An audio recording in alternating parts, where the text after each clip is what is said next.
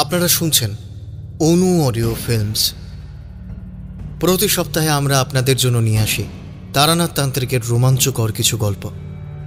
আজ আপনি শুনবেন অর্ণব ঘোষের কলমে তারানাথ তান্ত্রিক ও চণ্ডালিকার পিশাচভোগ।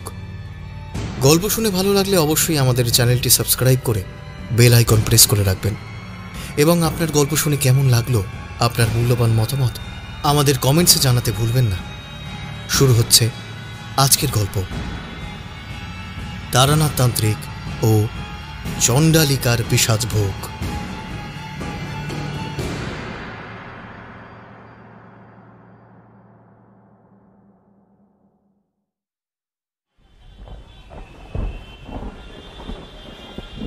শ্রাবণ মাসের আজ শেষ শনিবার। সকাল থেকেই আকাশের গায়ে কালো কালো দানার মতো মেঘের দল ছড়িয়ে আছে আর গুরুম গুরুম শব্দে গর্জন করে চলেছে। এদিকে রেডিওতে সকালে খবর শুনছিলাম যে দ্বিতীয় বিশ্বযুদ্ধের পর জার্মানি অসহায় আত্মসমর্পণ করেছে।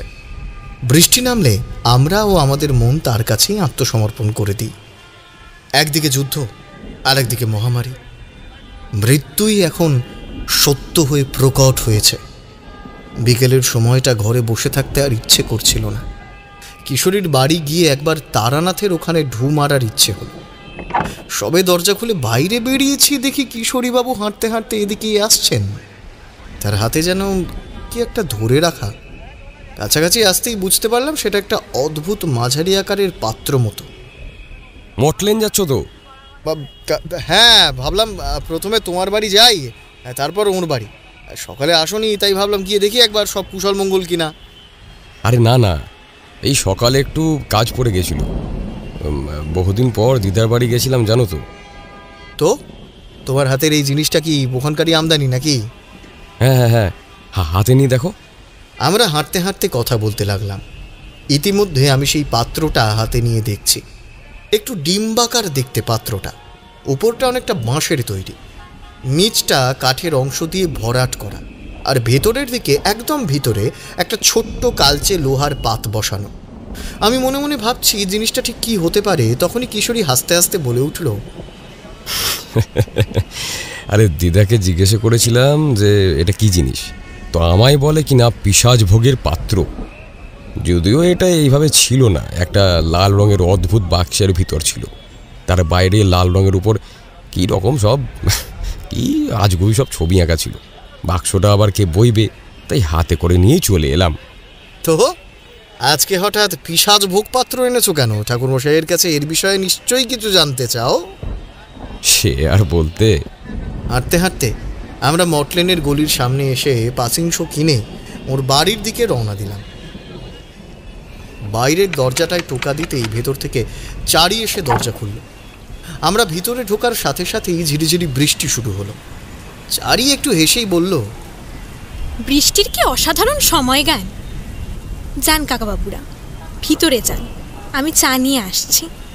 আমরা ভেতরে ঢুকে তারানাথের ঘরের দিকে এগোচ্ছি, এমন সময় চারি কিশোরীর হাতের পাত্রটা দেখে বলল, এ কি ওই জিনিস? কোথায় পেলেন আপনি? তুই জানিস এটার বিষয়ে? আমি তো আমার দিদার বাড়ি থেকে কয়েকদিনের জন্য নিয়ে এসেছিলাম তারানাথকে দেখাবো বলে। পিশাচভোগ? আপনার দিদা কি তন্ত্রজ্ঞ সাধিকা? নয়তো এরকম খালি হাতে এই জিনিস দিয়ে দেওয়া? হ্যাঁ, দাদু দিদা দুজনেই তন্ত্রজ্ঞ ছিলেন, তবে এটা খালি হাতে দেয়নি রে। একটা লাল রঙের বাক্স দিয়েছিল। আমি আর সেটা বেকার বয়ে বয়ে নিয়ে আসিনি, শুধু এটাই হাতে করে নিয়ে এসেছি। চারি উত্তরটায় বিশেষ যে খুশি বা আশ্বস্ত হয়েছে সেইটা মনে হলো না। সে বেশ নিচু অথচ চাপা কণ্ঠে বলল, বাবার কাছে একটা ছোট পাত্র আছে এর, সেখানে রাখুন, খোলাখুলি রাখবেন না একে। এই কথাটা বলেই চারি হনহন করে সেখান থেকে উধাও হলো।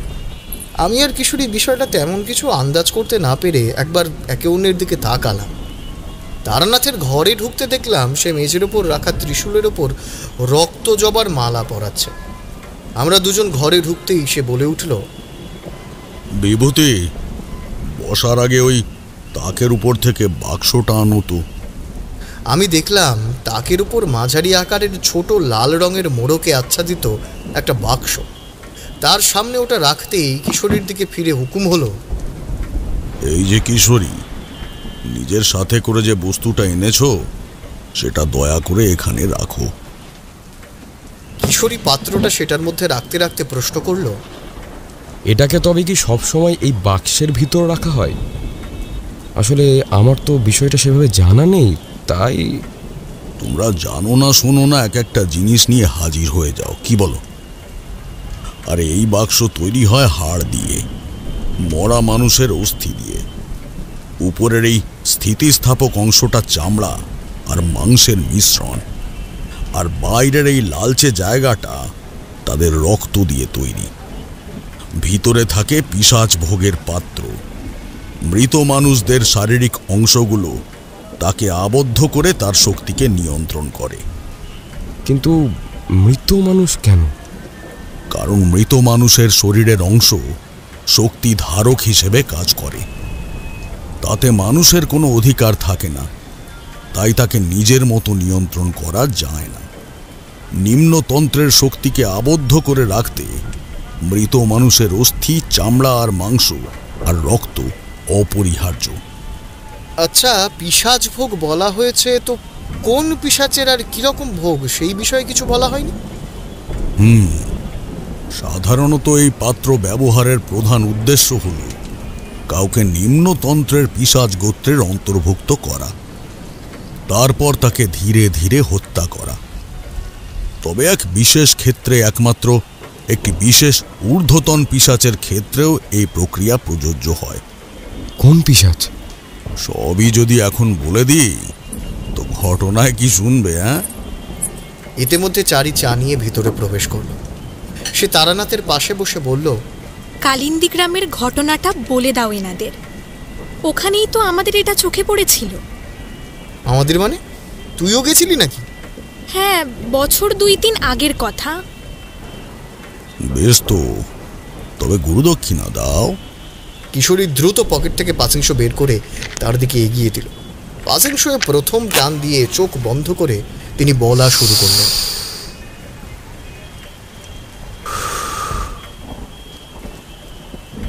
যেমনটা চারি বলল, ঘটনাটা বছর 3 আগে। তখন আমরা এই মঠ লেনের বাড়িতে এসে থাকতে শুরু করে দিয়েছিলাম। আর সেটা তো জানোই তোমরা। ঠিক এই রকমই একদিনের সকাল। আকাশের মধ্যে ঘন ঘন মেঘের ঘন ঘটা জমে আছে। হঠাৎ আমার বাড়ির কড়া নাড়ানোর শব্দ পেলাম। চারি গিয়ে দরজা খুলল, যেমনটা তোমরা এলে খোলে আর কি। তা চারি দরজা খুলতেই দেখে একজন দীর্ঘদেহী মিশ কালো চেহারার সুঠাম পুরুষালী দেহের তান্ত্রিক।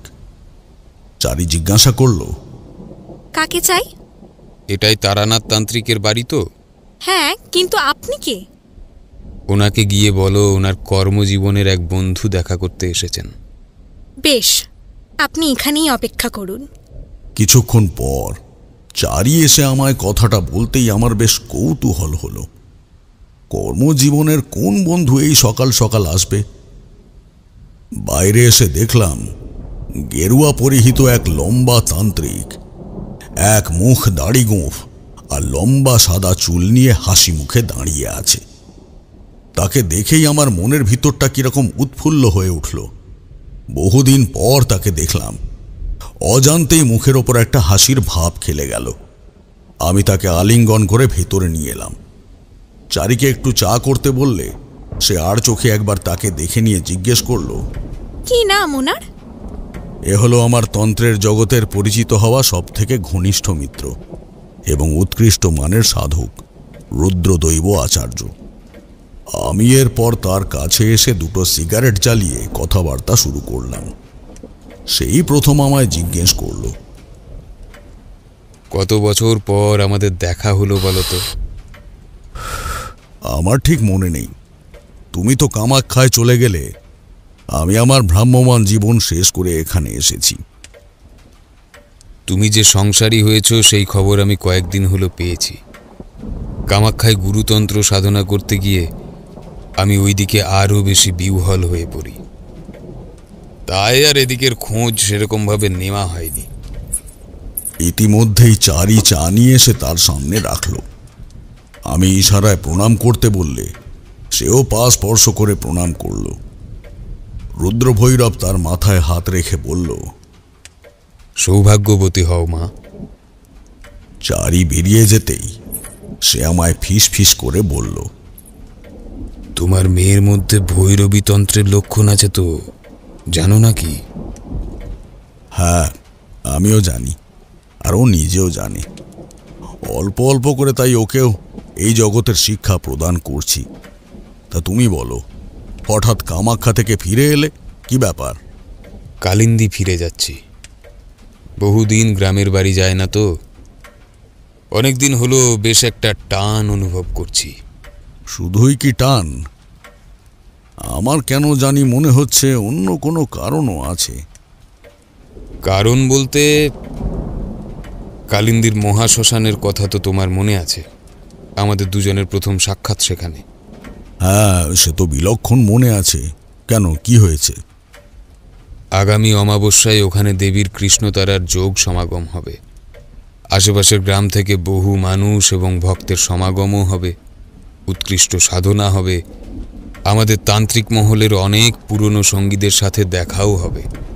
আমি তো যাচ্ছি, কিন্তু যাওয়ার পথে মনে হলো তোকেও একবার জানিয়ে যাই, তাই এলাম।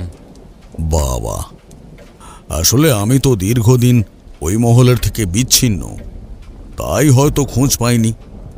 তবে নিশ্চয়ই যাব। পরবর্তী অমাবস্যা মানে তো পরশু, তাই না? হ্যাঁ, আমি আজকেই কালিন্দী পৌঁছে যাব। আমার বাড়িতে তো আর কেউ থাকে না, তুমি এসে ওখানেই না হয় থেকো। ঠিক আছে, সে না হয় দেখা যাবে, কিন্তু তুমি আজকে দুপুরে আমার বাড়িতে খেয়ে যাবে, না হলে কিন্তু ছাড়ছি না। বেশ বেশ, এর ফাঁকে তোমার পসার দেখাও হয়ে যাবে। আমরা দুজনে হাসতে হাসতে সেদিনের মতো দিনটা অতিবাহিত করলাম। বিকেলের পড়ন্ত আলোয় সে আমার থেকে বিদায় নেওয়ার সময় বলল, কালিন্দী গ্রামের কালী মন্দিরের পাশের বাড়িটা আমার পৈতৃক বাড়ি। আশা করি এরপর আর তোমাদের অসুবিধে হবে না। আমাদেরকে বিদায় জানিয়ে অপরাহ্নের মৃদু আলোয় সে একটু একটু করে মিলিয়ে গেল। আমিও বেশ উৎসুক হয়ে রইলাম পরের দিনের বিকেলের জন্য। ক্রমে সময়ের জলপ্রবাহ অনুযায়ী পরের দিন বিকেলে আমরা যাত্রা শুরু করলাম কালিন্দী গ্রামের দিকে। কলকাতা থেকে প্রায় 3টে গ্রাম পেরিয়ে তাদের গ্রাম। প্রাথমিক যাত্রাটা গরুর গাড়িতে করেই কালিন্দী পর্যন্ত পৌঁছালাম। সন্ধ্যার ধূসর আঁধার একটু একটু করে আকাশকে গ্রাস করছে। তাকিয়ে দেখলাম কৃষ্ণকায় বড় বড় আকারের জলকণাপূর্ণ মেঘের চাদর আকাশ জুড়ে ছড়িয়ে পড়ছে। চারির হাতে 2-1 ফোঁটা বৃষ্টির কোনা পড়তেই সে বলল, বাবা তাড়াতাড়ি করো, বৃষ্টি শুরু হলো বলে। কিছুক্ষণের মধ্যেই আমরা কালিন্দীর মন্দির খুঁজে পেলাম। তার পাশেই একটা দোতলা মাটির বাড়ি। দীর্ঘদিন অযত্নের এবং বসবাস না করায় বাড়িটিকে আগাছা এবং সবুজ প্রায় গ্রাস করে ফেলেছে। জায়গায় জায়গায় চিড় ধরেছে।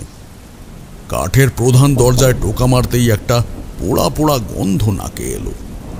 অনেকটা পোড়া তেল আর জিরের সাথে নারকেলের শাঁস মেশানো একটা উগ্র মিষ্টি জাতীয় গন্ধ। চারিকে জিজ্ঞেস করতে সে বলল যে সেও পেয়েছে এই গন্ধ। কিছুক্ষণ পর দরজা খুললেন এক স্থূলকায় ভদ্রলোক। বয়স ওই আন্দাজ 40-এর কাছাকাছি হবে। চোখে মুখে চিন্তার ছাপ স্পষ্ট। পরনে একটা ঢিলে ঢালা ফতুয়া আর পাজামা। আমাদের দুজনকে আপাদমস্তক দেখে নিয়ে জিজ্ঞেস করলেন, আপনারা কে? আমরা ভাবলাম হয়তো ভুলবশত আমরা অন্যের বাড়িতে চলে এসেছি, কারণ রুদ্রদৈব বলেছিল তার বাড়িতে কেউ থাকে না এখন। আমি তাই পরিস্থিতি সামাল দিতে গিয়ে বললাম, ক্ষমা করবেন, আমরা হয়তো ভুল করে ফেলেছি। আসলে আমরা রুদ্রদৈব আচার্যের বাড়ির সন্ধান করছি। কোথায় বলতে পারেন? আপনারা ঠিক বাড়িতেই এসেছেন। আপনি কি তারানাথ চক্রবর্তী? আগে হ্যাঁ, আমাদের আসার কথা ছিল, কিন্তু উনি কি বাড়িতে নেই নাকি? হ্যাঁ, উনি বাড়িতেই আছেন, আর আমি ওনার ভাই সুবোধ আচার্য। আপনাদের আসার কথা বলে রেখেছিলেন আমায়। আমারই খেয়াল নেই ঠিক। আসুন আসুন, ভেতরে আসুন। আসলে ও আমায় বলেছিল যে এই বাড়িতে এখন কেউ থাকে না, তাই একটু ঘাবড়ে গিয়েছিলাম, এই আর কি। হ্যাঁ, সত্যিই থাকে না। আমরা কাল রাতে এখানে এসেছি, নয়তো আমরা এখন কাশিতে থাকি। তাহলে হঠাৎ এখানে এলেন, কি ব্যাপার? আসলে এখানে মহাশ্মশানে কাল কৃষ্ণতারার সাধনার সমাগম আছে। আমাদের গুরুদেব এখানে আসছেন, উনি চিঠি পাঠিয়ে বললেন যে আসতে, তাই এলাম। তাছাড়া চারি এবারে মাঝখানে প্রশ্ন করে উঠল। আচ্ছা, এই পোড়া পোড়া গন্ধটা কিসের? এখন বেশ ভালো মতো পাচ্ছি। ইতিমধ্যেই আমরা একতলার দাওয়ায় এসে উপস্থিত হয়েছি। ওনার উঠানটা বেশ পরিষ্কার করে নিঙানো, একদিকে স্তূপাকার করে রাখা ধানের গোছা, আরেকদিকে একটা ছোট্ট উনুন, আর ঠিক মাঝে তুলসী মন্দির। সুবোধবাবু একটু ইতস্তত করে বললেন, ওটার জন্যই তো আশা। কি হচ্ছে বুঝতে পারছি না। দাদাকে দেখালাম, সেও সেটা পাওয়ার পর থেকে মুখ ভার করে বসে আছে। এদিকে স্ত্রী গর্ভবতী অবস্থায় কীরকম অদ্ভুত সব কথাবার্তা বলছে, কাজকর্ম করছে। নিন, হাত পা ধুয়ে নিন, তারপর সবটা বলছি না হয়। এক ঘটি জল দিয়ে তিনি আমাকে আর চারিকে হাত মুখ ধুয়ে নিতে বললেন। এরপর দোতলার ঘরে গিয়ে দেখলাম রুদ্রদৈব বসে আছে ছোট্ট খাটিয়ার পাশে। তার হাতে ধরে থাকা একটা নারকেলের মালা, সেখান থেকে দুটো ধূপকাঠি জ্বলছে। খাটের উপর শুয়ে আছে একজন বছর 20-21 মেয়ে, পরনে নীল শাড়ি। মুখশ্রীটা মিষ্টি হলেও তার মধ্যে কিন্তু যেন কোনো প্রাণ নেই। তার সমস্ত লাবণ্য এবং মিষ্টতা কেউ যেন শুষে নিয়েছে। মুখ জুড়ে একটা মৃদু নীলচে ভাব লক্ষণীয়। আমাদের ঢুকতে দেখে রুদ্রদৈব একটা দীর্ঘশ্বাস ফেলে বলল,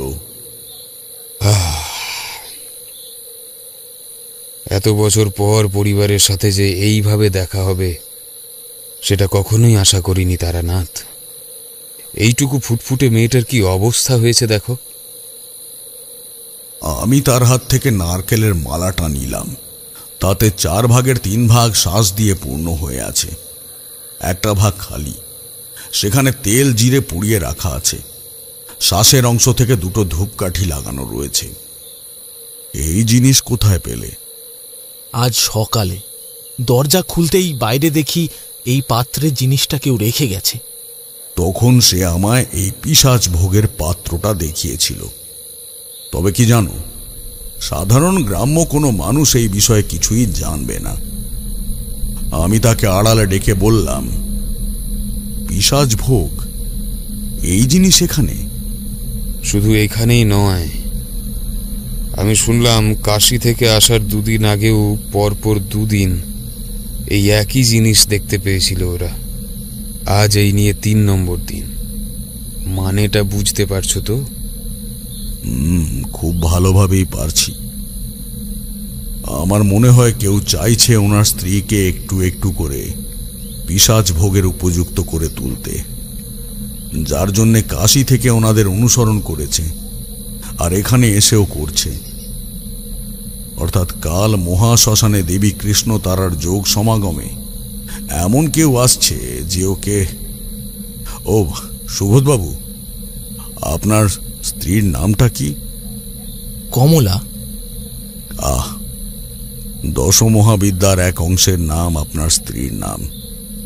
যাই হোক, ওই সমাগমেই সে উপস্থিত থাকবে, কিন্তু এটা কোন পিশাচের সেটা ঠিক বুঝতে হবে। নইলে... আমরা নিজেদের মধ্যে আলোচনা করছিলাম, ঠিক এমন সময় চারি বেশ শান্ত স্তিমিত কণ্ঠে বলে উঠল, কিছু বলবে মা? আমরা সকলে তাকিয়ে দেখলাম কমলা দেবী এখন চোখ খুলে আমাদের দিকে নিষ্পলক দৃষ্টিতে তাকিয়ে আছে, যেন একটা নিষ্প্রাণ দেহ ড্যাব ড্যাব করে আমাদের দিকে তাকিয়ে আছে। তারপর একটু একটু করে সে চওড়া হাসির রেখা ফুটিয়ে তুলল। ঠোঁটটা যেন অদ্ভুতভাবে অস্বাভাবিক চওড়া হয়ে কান অবধি চলে গেছে। সুবোধবাবু আতঙ্কে আঁতকে উঠলেন। একটা ভাঙা ভাঙা খোনা কণ্ঠে হাসতে হাসতেই কমলা দেবী বললেন,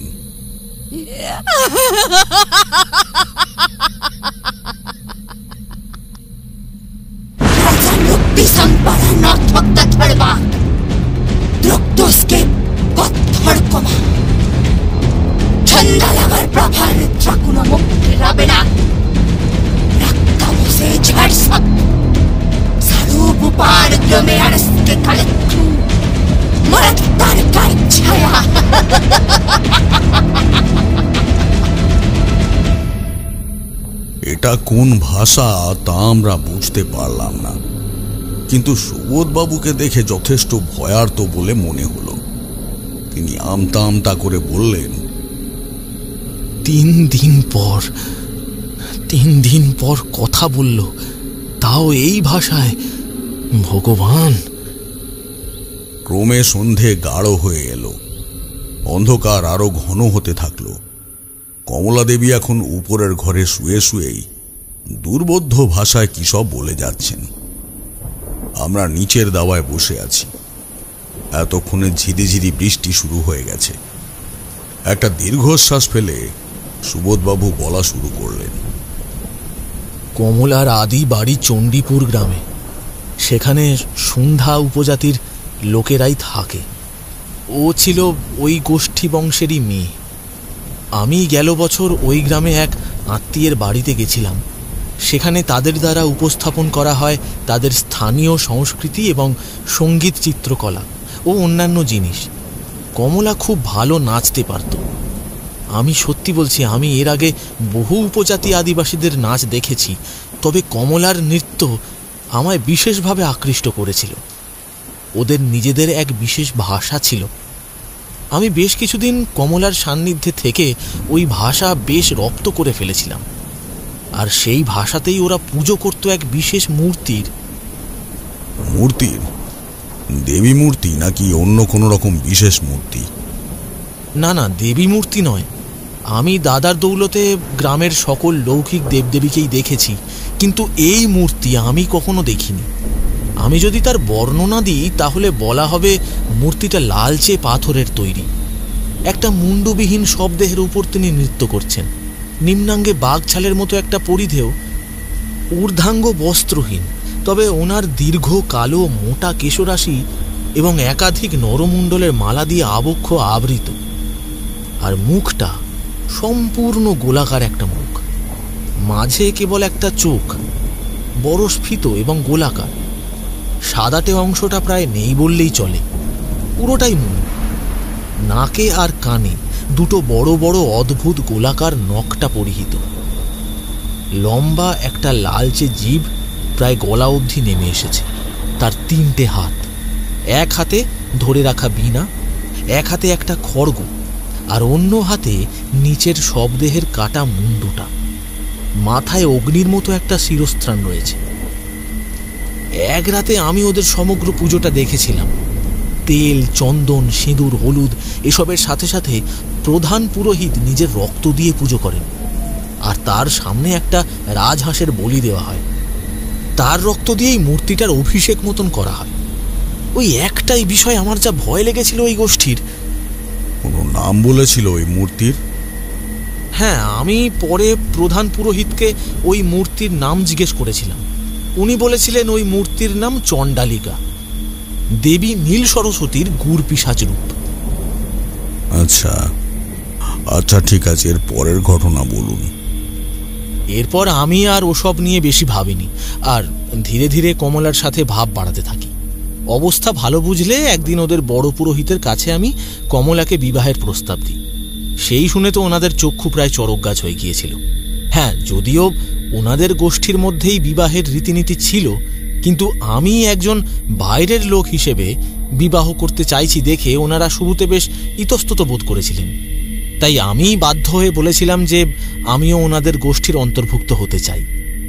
তখন ওনারা সেই প্রস্তাবের সাথে সাথে রাজি হয়ে গেলেন। আমাকে তাদের গোষ্ঠীর অন্তর্ভুক্ত করতে আমায় একটা বিশেষ পাতা আর শিকড়ের আংটি পরিয়ে দিয়েছিলেন প্রধান পুরোহিত। এই দেখুন, এরকম। আমরা দেখলাম ওনার বাঁ হাতের অনামিকায় পরানো সেই আংটি। উপরের দিকের অংশটা পাতার মতো, আর নিচে ধরে রাখার অংশটা একটা শক্ত কাণ্ডের পেঁচানো অংশের মতো। আমরা দুজনেই অবাক হয়ে আংটি দেখছিলাম। এদিকে তিনি বলে চললেন, এরপর আমার সাথে কমলার বিবাহের পর আমিও স্থির করে নিয়েছিলাম যে আমি পাকাপাকিভাবে সেখানেই থেকে যাব, কিন্তু তখনই মাথায় বাজটা পড়ল, যার জন্য সেখান থেকে বেরিয়ে আসা ছাড়া আমার অন্য কোনো উপায় ছিল না। কেন কেন কি এমন হলো? অন্ধকারের মধ্যে লণ্ঠনের মিহি হলদে আলোটা সুবোধ বাবুর মুখের উপর একটা অদ্ভুত আলো ছায়ার খেলা শুরু করেছে। কপালে বেশ কয়েকটা ভাঁজ পড়েছে তার। তিনি মানসিকভাবে নিজেকে প্রস্তুত করে বললেন, সন্ধ্যা গোষ্ঠীর এক রীতি আছে। তাদের উপাস্য এই চণ্ডালিকা দেবী প্রতি 27 বছর অন্তর অন্তর একবার করে জাগ্রত হন। তখন যিনি এই গোষ্ঠীর মহারানী থাকেন, ওনাকে তার উদ্দেশ্যে বলি দেওয়া হয়। মা চণ্ডালিকা নাকি মনুষ্য রক্ত পান করে তাদের সুরক্ষা এবং সুস্থ সবল জীবন ধারণ করার আশীর্বাদ দেন এবং পরবর্তী 26 বছরের জন্যে আবার নিদ্রিত হন। ওই এক রাতে অনেক বড় এক মহোৎসব হয়। আমি প্রথমত এরকম এক প্রথা রয়েছে শুনেই আশ্চর্য হয়েছিলাম। তবুও আমি জিজ্ঞেস করলাম যে কে সামনের বছর মহারানী, কারণ ওনাদের শেষ মহারানী বলি প্রদত্ত হওয়ার পর এই বছর মহারানী ঘোষিত হওয়ার কথা। প্রধান পুরোহিত বললেন, সেই মহারানী আমার স্ত্রী কমলা। আমার ধৈর্যের বাঁধ ভেঙে গেল। গোষ্ঠীর প্রথার নাম করে আর কত রকম কুসংস্কার মানা হয়। আমি এর ঘোর প্রতিবাদ করলাম, কিন্তু বুঝেছিলাম যে ওনাদের বোঝানো বৃথা। এতদিনের মেনে আসা রীতিকে ওনারা বাইরের একজনের কথায় পরিবর্তন করবেন না। তাই আমি এক গভীর রাতে কমলাকে নিয়ে ওই পাষাণ গোষ্ঠী ত্যাগ করে চলে আসি কাশীতে। কিন্তু তারপর থেকে কোনো সমস্যা হয়নি। কিন্তু ঠিক এই সময়ে আমাদের বিবাহ হয়েছিল গত বছর। এই বছরের গত 2 দিন ধরে কাশীতে থাকাকালীন এই পাত্রে করে এরকম নারকেলের জিনিস পেয়েছি। প্রত্যেকবার শ্বাসের পরিমাণ ওতে একটু একটু করে বৃদ্ধি পায়, আর ওই তেল জিরে পোড়ার অংশ একটু একটু করে কমতে থাকে। তখনও বিষয়টা বুঝিনি, কিন্তু এখন ওর মুখে এই ভাষা শুনে সবটা বুঝতে পারলাম। ওই ভাষা তো আপনি বোঝেন, তা কি বলতে চাইলো কিছু বুঝলেন? হ্যাঁ, বুঝেছি। আল তুম শাহ সুন্দ গারা মেন খুরতাস জোরালাথেং ভুর লুঙ্গো ন্যাগস রক্তু মেল ভোরাজ কিন্দা সোম্বে। এর অর্থ, আমি সন্ধ্যা গোষ্ঠীর পরবর্তী মহারানী। আমায় 27 বছর পর আবার পিশাচ ভোগ হিসেবে নিজেকে নিয়োগ করতে হবে। এইবারে বুঝতে পারলাম পিশাচ ভোগ পাঠানোর কারণটা কি। এর কারণ কি ঠাকুর? এর কারণ একটু একটু করে ওই চণ্ডালিকা জাগছে, আর সে যত জাগছে আপনার স্ত্রী ততই তার দিকে আকৃষ্ট হচ্ছে। আরো ভালোভাবে বলতে গেলে আপনার স্ত্রীর শরীর একটু একটু করে পিশাচ ভোগ হিসেবে চিহ্নিত হচ্ছে। সাধারণত ওই মালায় যাকে শিকার হিসেবে ধরা হয় তার কিছুটা রক্ত দেওয়া হয়, কারণ এই জিনিস একমাত্র মহিলাদের উপরেই প্রযোজ্য হয়, এবং বাড়িতে একের বেশি মহিলা থাকলে পিশাচ ওই রক্ত শুঁকে নিজের শিকার চিনতে পারে। কিন্তু আমাদের এখানে মহিলা বলতে একজনই ছিল, তাই রক্তের আর প্রশ্নই ওঠেনি। এর ফলে ধীরে ধীরে সে ফিরে যেতে চাইবে তার আদি গ্রাম চণ্ডীপুরে। নিজের শরীর আর মনের উপর সম্পূর্ণ অধিকার এবং পরিচালনা শক্তি থাকবে ওই চণ্ডালিকা পিশাচের উপর। কথাটা শোনা মাত্রই সুবোধ প্রায় নিজের দাদার পায়ে ঝাঁপিয়ে পড়ল। একরকম কাঁদতে কাঁদতেই সে বলে উঠল,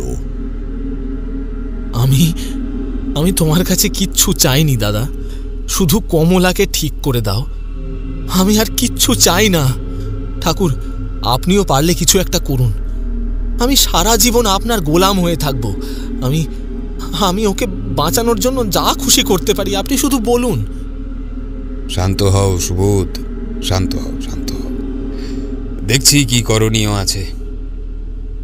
তারানাথ, যেটুকু বুঝতে পারলাম, চণ্ডালিকাকে আটকাতে হলে আমাদের প্রয়োজন এমন কাউকে যার মধ্যে নীল সরস্বতী দেবীর শক্তিকে জাগ্রত করা সম্ভব।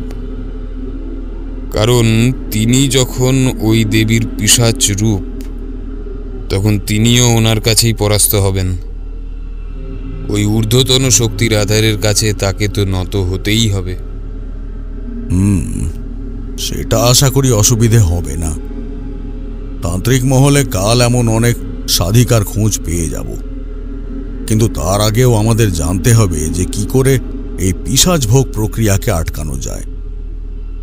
আচ্ছা সুবোধবাবু, ওই সন্ধ্যা গোষ্ঠী তো চণ্ডীপুর গ্রামের জঙ্গলে থাকতো।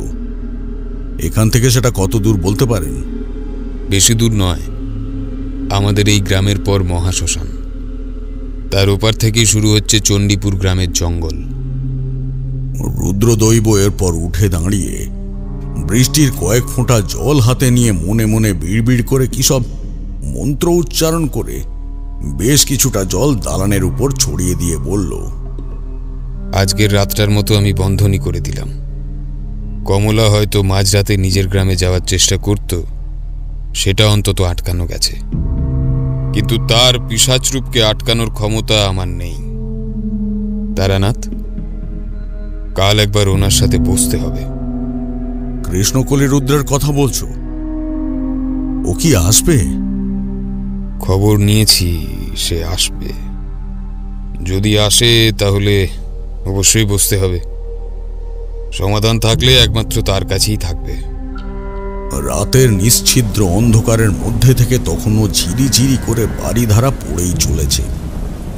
আবহাওয়াটাও বেশ ঠান্ডা ঠান্ডা হয়ে গেছে। রুদ্রদৈব রাতের খাওয়া দাওয়া শেষ হলে আমাদের নিচের একটা ঘরে শুতে দিল। ঘরটা বেশ পরিপাটি করে গোছানো। দক্ষিণ খোলা জানলা দিয়ে শীতল ফুরফুরে হাওয়া আসছে। একদিকে একটা শতরঞ্চি পেতে রাখা, তার উপর নরম গদি।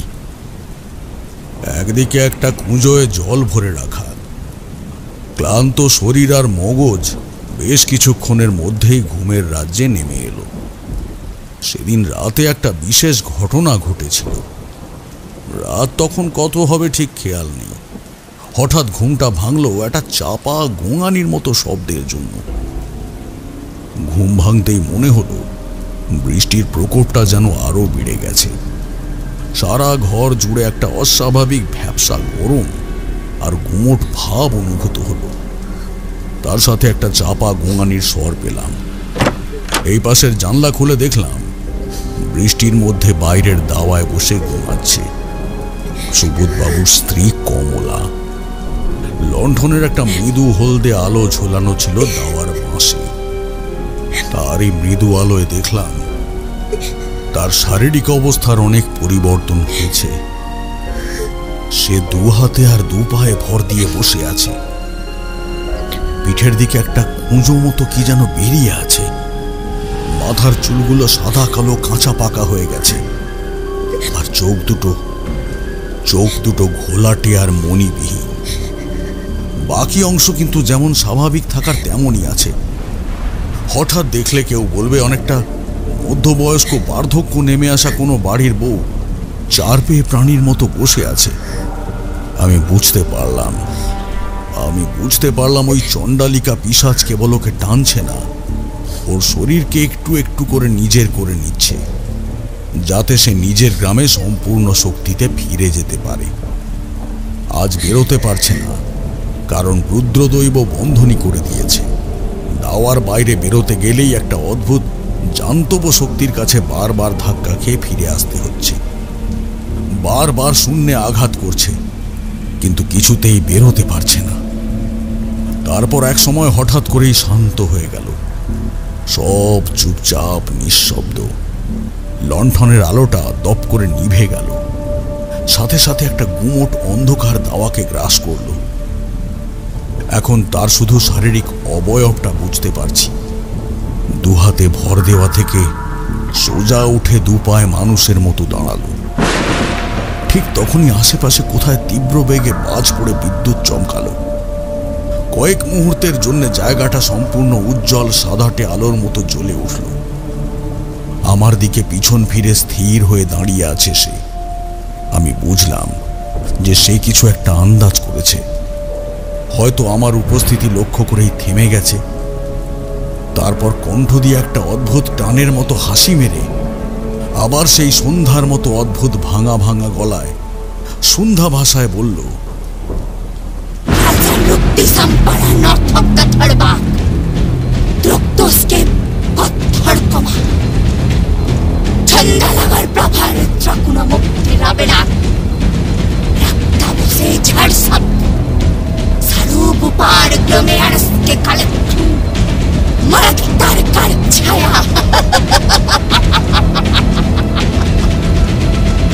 তারপর আবার হাসতে হাসতে শরীরটা এঁকিয়ে বেঁকিয়ে দোতলার দিকে উঠতে থাকলো। বুঝতে পারলাম কথাগুলো বলার সময় একবারও আমার দিকে না তাকালেও ওগুলো যে আড়াল থেকে দেখতে থাকা আমার উদ্দেশ্যেই বলেছে সেই বিষয়ে কোনো সন্দেহ নেই। শুধু কি বলল সেটাই বুঝতে পারলাম না। হুমকি জাতীয় কিছু সেটা নিশ্চিত। কি সেটা পরের দিন সকালে একবার সুবোধবাবুকে জিজ্ঞেস করে বুঝতে হবে। আমি আবার ফিরে এসে নিজের স্থানে ঘুমিয়ে পড়ার চেষ্টা করলাম। শেষ রাতের দিকে ঘুমের মধ্যেই অদ্ভুত একটা মিষ্টি পোড়া পোড়া চেনা গন্ধ পেলাম। চোখ খুলতেই মনে হলো আমি ঘরে নেই। এক ধুধু বালিয়াড়ি প্রান্তরে শুয়ে আছি। চারপাশে বেশ কয়েকটা মরা ধিকি ধিকি আগুন জ্বলছে। কয়েকটা মরা গাছ দাঁড়িয়ে আছে, আর দূরে একটা আধ পোড়া কালো কাপড়ের অংশ দিয়ে আস্তানা বানানো হয়েছে। আবছায়া মহিলা সেখান থেকে বেরিয়ে একটা চিতার থেকে কি যেন সংগ্রহ করে মুখে ভরে নিল। তারপর আবার তাঁবুতে ঢুকতে যাবে, ঠিক তখনই থমকে দাঁড়িয়ে পড়ল। তারপর একটু একটু করে ঘাড় ঘুরিয়ে আমার দিকে ফিরে হাতের ইশারায় ডাকল। আর তখনই একটা চেনা কণ্ঠ আমার কানে আকাশ বাতাসের মধ্যে দিয়ে প্রতিধ্বনিত হলো, আয় উঠে আয়, ঝটপট কর, বেশিক্ষণ সময় ধরে এইভাবে বসে থাকতে পারবো না। আয় আয়, আমার আস্তানায় উঠে আয়। এই কণ্ঠস্বর আমার চেনা। প্রায় এক যুগ পর আমি এই কণ্ঠস্বর শুনছি। আমার প্রথম গুরুর স্বর, মাতু পাগলির, পিশাচ সিদ্ধ মাতঙ্গী মা। শরীরটাকে প্রথম দিকে নাড়াচাড়া করতে একটু অসুবিধে হলো, কিন্তু একটু একটু করে নিজেকে ঠিক করতে পারলাম। জায়গাটা মহা শ্মশান। ধীরে ধীরে আস্তানার কাছে গিয়ে তার ভিতরে ঢুকতেই দেখলাম তিনি তিরিক্ষি মেজাজে বসে আছেন। সেই একই রূপ, বয়স যেন বাড়ে না। নোংরা আলু থালু বেশভূষা, পরনে ময়লা ছেঁড়া ফাটা সাদা শাড়ি, উড়ো ঝুড়ো চুল, হাতে একটা কাঠ কয়লা ধরে সেটাই অবলীলায় চিবোচ্ছে। আমি ওনার সামনে প্রণাম জানিয়ে বললাম, প্রণাম গ্রহণ করুন মা। কেন ডাকলেন আমায়? কান ধরে উঠবস কর দেখি। সেই একই পুরনো নির্লিপ্ত কঠিন ভঙ্গিমা। আমিও বাধ্য সন্তানের মতো বুড়ো বয়সে কান ধরে উঠবস করার চেষ্টা করলাম। দুবার করার পরেই তিনি বললেন, শরীরের খাটনি খাটতে কষ্ট হয় যখন, তখন একটু মাথার খাটনি খাটতে পারিস তো।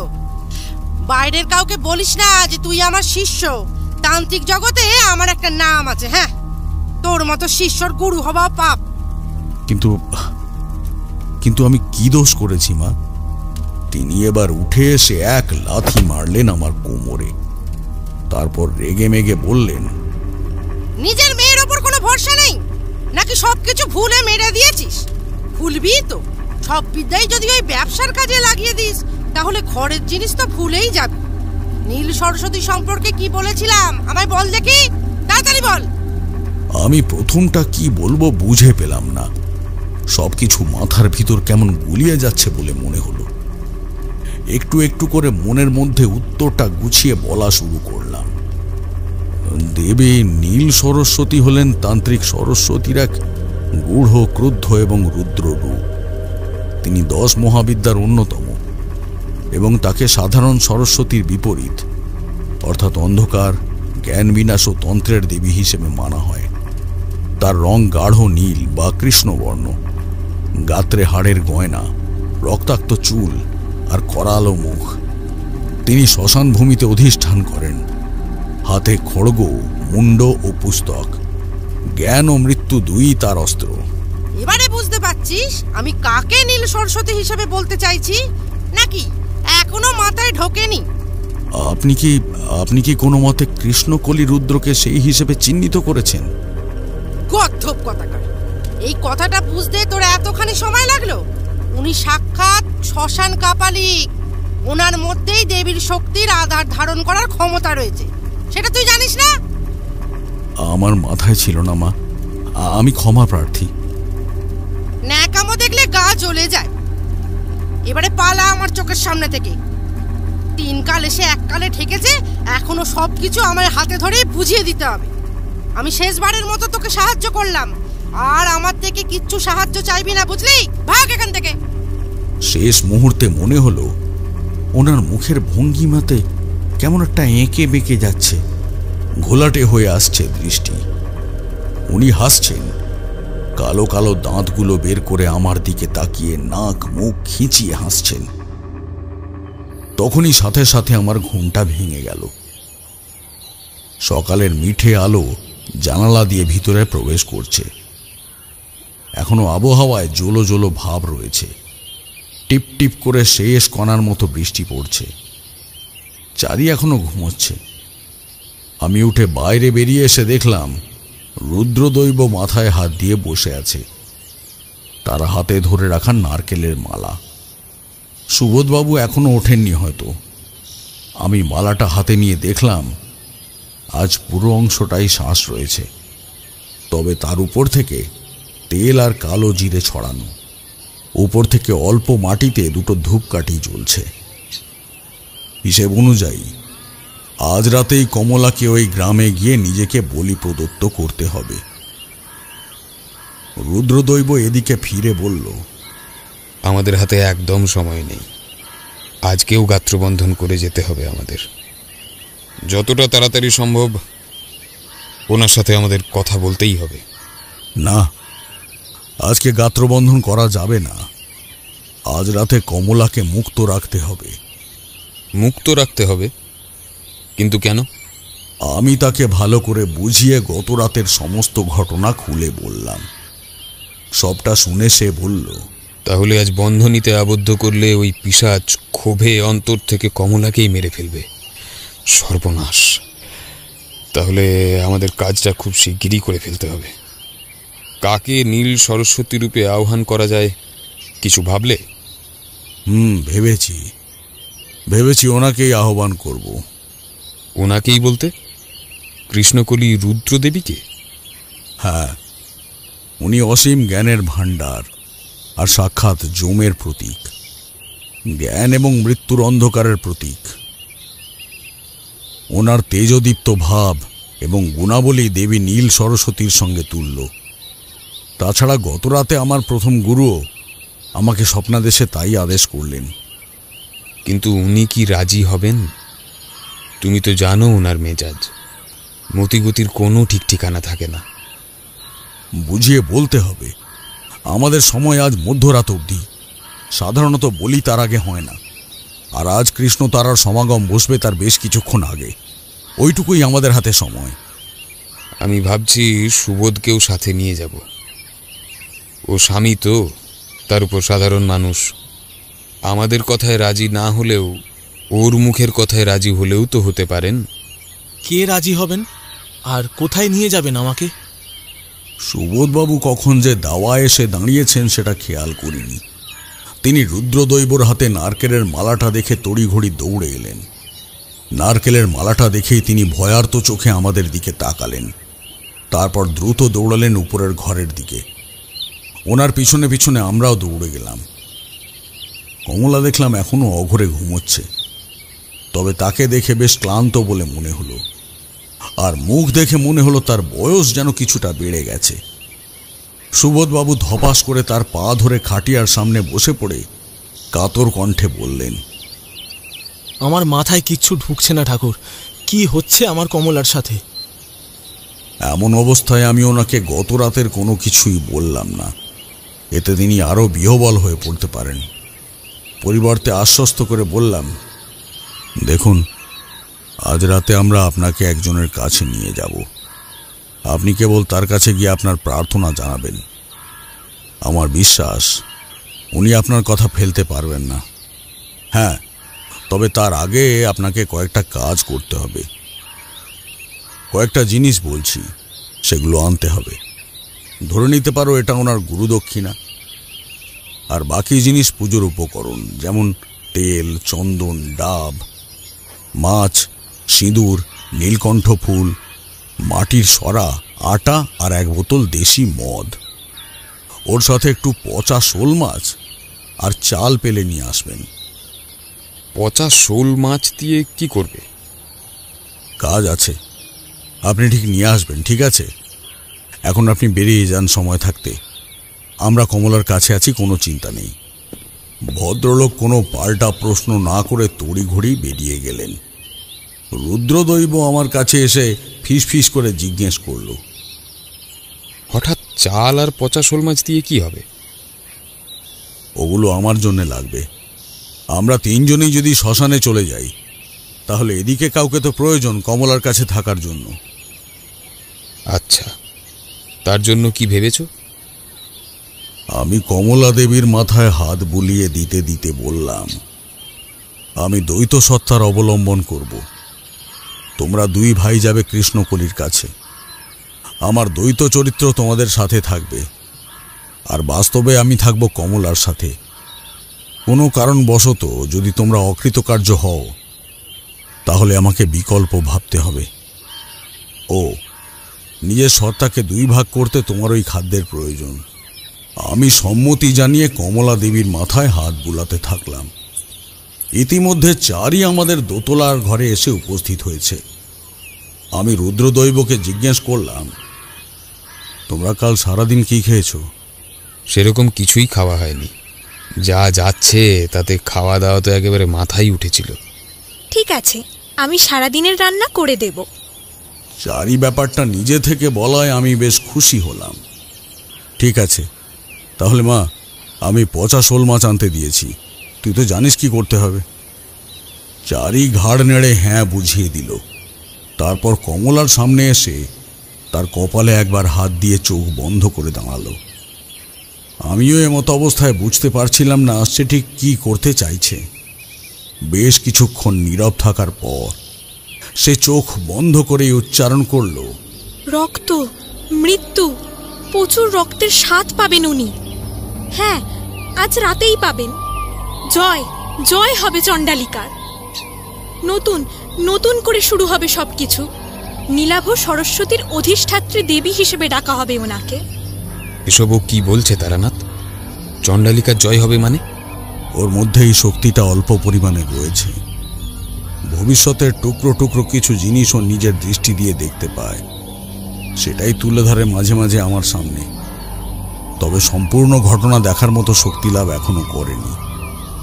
4ইমা, তুমি এখন নিচে যাও।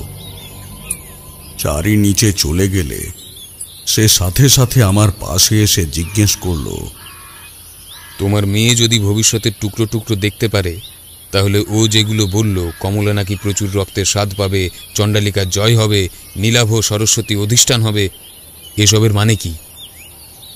আমার কপালেও তখন চিন্তার ভাঁজ পড়ল। 4ই যেগুলো বলে গেল তার 2 রকম অর্থ হতে পারে। তবে আমাদের মাথায় প্রথম যেটা আসছিল, কমলা কেন রক্তের স্বাদ পাবে আর চণ্ডালিকার জয় হবে কি করে? তাহলে কি আমরাই পরাজিত হব? ওই সন্ধ্যা গোষ্ঠীর পুরোহিতের জয় হবে? সত্যি বলতে 4ই যা বলে গেল তাতে আরো সবকিছু অগোছালো করে দিয়ে গেল। রুদ্রদৈব আমায় চুপ থাকতে দেখে উঠে চলে গেল।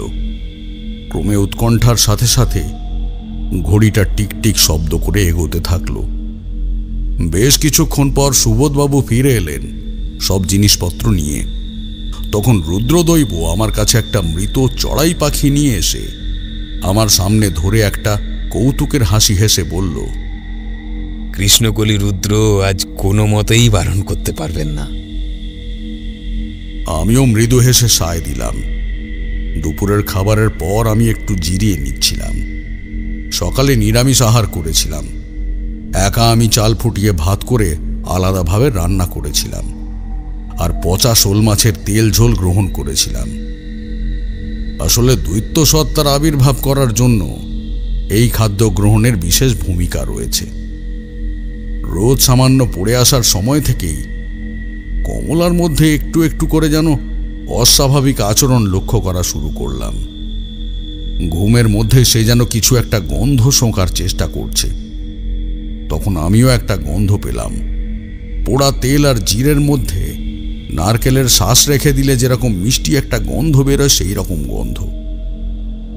আমি সাথে সাথে তার ঘরের দরজাটা বন্ধ করে দিলাম। বিষয়টা রুদ্রদৈব আন্দাজ করতে পেরেছে। সে সাথে সাথে সুবোধকে নির্দেশ দিল, ওকে আহ্বান করতে চাইছে কেউ। এই গন্ধ তারই লক্ষণ। আশেপাশে গিয়ে দেখো তো কেউ কিছু কোথাও পোড়াচ্ছে কিনা। সুবোধ হন্তদন্ত হয়ে নিচে নেমে আশপাশে দেখল, কিন্তু না, কোথাও কাউকে দেখা যাচ্ছে না। সে আবার উপরে এসে আমাদের বলল, কাউকে তো দেখতে পেলাম না ঠাকুর। এদিকে ততক্ষণে কমলার চোখ খুলে গেছে। ওনার চোখ দুটো এখন সম্পূর্ণ ঘোলাটে ধূসর দেখাচ্ছে। হঠাৎই শটান উঠে বসে পড়লেন খাটের ওপর। পোড়া মিষ্টি গন্ধের বদলে এখন একটা উটকো বিষাদ মরা পচা গন্ধ বেরোচ্ছে। ধীরে ধীরে কমলা দেবী আমাদের দিকে ফিরলেন। ওনার মুখের আর শরীরের অন্যান্য অনাবৃত অংশের চামড়া কেমন পচন ধরে লালচে দাগের মতো হয়ে গেছে। আমাদের দিকে তাকিয়ে সেই আগের মতো কালচে দাঁত বের করে চওড়া হাসিটা নিঃশব্দে হাসতে থাকল। পচা মাংসের গন্ধটা ওখান থেকেই বেরোচ্ছে। রুদ্রদৈব তাকে দেখেই বলল, আহ্বানের উত্তর পাঠাচ্ছে। মিষ্টি উগ্র গন্ধটা তাকে আহ্বান জানিয়েছিল চণ্ডালিকা পিশাচের গন্ধের মাধ্যমে। এসব কি হচ্ছে? হঠাৎ তার মাঝপথেই কথাটা আটকে গেল।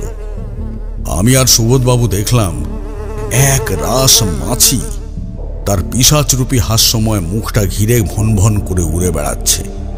তার পচা চামড়ার উপর বসছে আর সেখান থেকে রক্ত শুষে খাচ্ছে।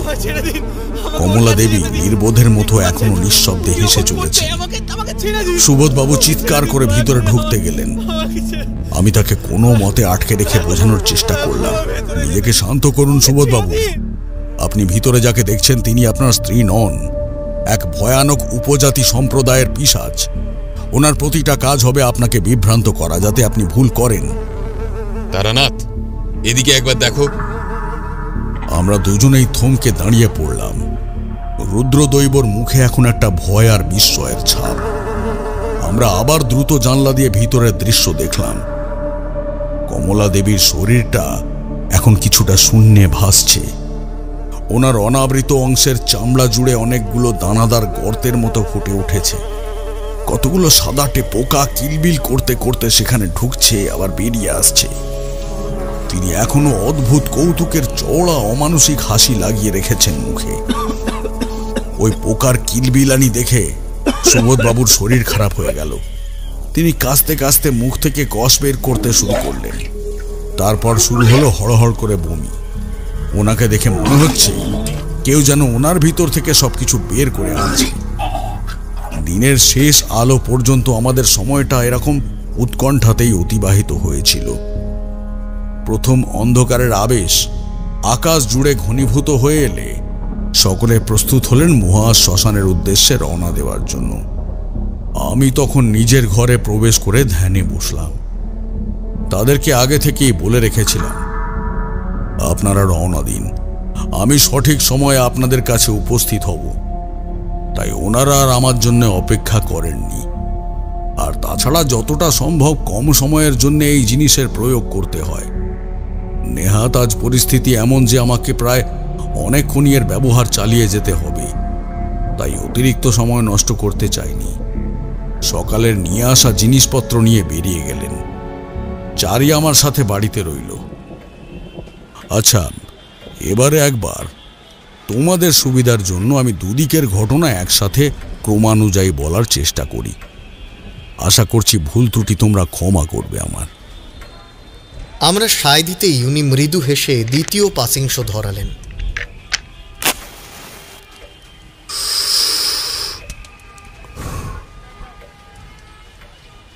কিছুক্ষণ পর আমার মনে হলো শরীরের যেন কোনো একটা ছোট অংশ বেরিয়ে গেল।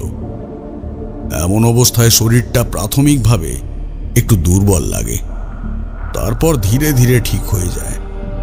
কিছুক্ষণ পর শরীরটা ঠিক লাগলে আমি বাইরে বেরিয়ে এলাম। চারি আমায় জিজ্ঞেস করলো, কাজ শুরু করব বাবা? উপরের জন এখনো অঘরে ঘুমোচ্ছে। ঠিক আছে, শুরু করে দে। চারি জানতো আজ কেন তাকে আমি রান্নার ভার দিয়েছি, কারণ যাতে সে রান্নার সমস্ত জিনিসপত্র কোথায় রাখে, কিভাবে রাখা, বিনা সময় অপচয়ে বুঝতে পারে। কিছুক্ষণের মধ্যেই সে রান্নাঘর থেকে এক বাটি হলুদ আর চন্দন গুলতে গুলতে বেরিয়ে এলো। মিশ্রণটা একটু থকথকে হলে আমরা দুজন কমলা দেবীর ঘরের সামনে এসে উপস্থিত হলাম। চারি এরপর খুব সাবধানে পা টিপে টিপে প্রবেশ করল। আমি তখনও বাইরের বারান্দায় দাঁড়িয়ে আর দরজার চৌকাঠে মন্ত্রপুত ছাই মেশাতে শুরু করলাম। যদি কোনো কারণবশত চারি ভিতরে কাজ করার সময় পিশাচ জাগ্রত হয় এবং চারি বেরোতে অক্ষম হয়, তখন এই গণ্ডি তাকে রক্ষা করবে। এই মন্ত্রপুত ছাই আমাকে মাতু পাগলি দিয়েছিল, উচ্চতন্ত্রের পিশাচ সিদ্ধ মাতঙ্গিমা। যদি চারি বেরিয়ে আসতে না পারে, তবে ওই গণ্ডির শক্তিকে চারি নিজের চারপাশে একটা ছোট বলয় হিসেবে ব্যবহার করতে পারবে। ওই পিশাচকে স্পর্শ পর্যন্ত করতে পারবে না। চারি অত্যন্ত সন্তর্পণে তার পায়ের পাতায় সেই হলুদ আর চন্দনের মিশ্রণ লাগাতে শুরু করল। এর কারণ, চণ্ডালিকা পিশাচ গন্ধ শুঁকে শুঁকে নিজের শিকার এবং গন্তব্য অনুধাবন করে। হলুদ আর চন্দনের মিশ্রিত মিষ্টি গন্ধ তাকে মাঝে মাঝেই তার উদ্দেশ্য থেকে বিভ্রান্ত করবে। এতে আমাদেরও কিছুটা বেশি সময় লাভ হবে। হলুদ আর চন্দনের লেই সবটা লাগানো শেষ হলে সে আগের মতো নিঃশব্দে বেরিয়ে আসে। আমিও তখন গণ্ডি আবার তুলে নিই। আজ রাতে তাকে আটকানো একেবারেই উচিত নয়। কমলা দেবীর মুখে এখন একটা শীতল স্তিমিত হাসির রেখা। দরজা বন্ধ করে এরপর আমরা রান্নাঘরে এসে চালের বস্তা ফেলে দাওয়ায় চাল ছড়িয়ে দিই। এর ফলে যখন চণ্ডালিকা পিশাচরূপী কমলা দেবী বাইরে আসবেন, তখন ওনার হলুদ আর চন্দন মিশ্রিত পায়ের পাতায় চালের দানাও লেগে যাবে। চাল, হলুদ আর চন্দন এই তিন একত্রে বেশ ভালোভাবে শোষক হিসেবে কাজ করে।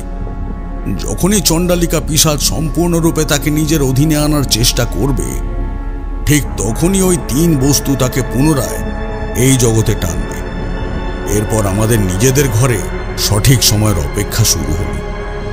ওদিকে রাত ক্রমশ বাড়তে শুরু করল। বালিয়াড়ি পূর্ণ মহাশ্মশানে একের পর এক সন্ন্যাসী আর সাধক দলের আগমন শুরু হলো। নিঝুম নৈঃশব্দপূর্ণ স্থানটা আজ একটু একটু করে জমাটি হয়ে উঠেছে। সাধকের দল ছোট ছোট গোষ্ঠীতে ভাগ হয়ে নিজেদের মতো করে আগুন জ্বালিয়ে আপাতত একে অন্যের সাথে কুশল বিনিময় করে চলেছে। মাঝখানে দাঁড় করানো আছে একটা ঘোর কৃষ্ণবর্ণের দেবী তারার মূর্তি। তাকে ঘিরেই গোল করে সকলে বসে আছে। আমরা ইচ্ছে করেই একটু পিছনের দিকে বসেছি। বেশ কিছুক্ষণ পর হঠাৎ দেখলাম সকলে নৈঃশব্দে একই দিকে তাকাচ্ছেন। তাদের চোখে মুখে বিনম্র শ্রদ্ধা আর প্রমাণের ভঙ্গি। তাকিয়ে দেখি এক দীর্ঘদেহী মহিলা তান্ত্রিক, পরনে কালো লম্বা জুব্বা মতন, লম্বা সাদা কালো চুল, একটা চোখ কটা, কপালে লাল সিঁদুরের তিলক, গলায় আর হাতের কবজিতে রুদ্রাক্ষের মালা, দুই কানে দুটো গোলাকার নখটা পরানো, বেশ স্বাস্থ্যবতী এবং লম্বা চেহারা, মুখে চিরাচরিত ভঙ্গিতে একটা গঞ্জিকা ধরানো। সামনে আসতেই সকলে মাথা নিচু করে প্রণাম জানালেন।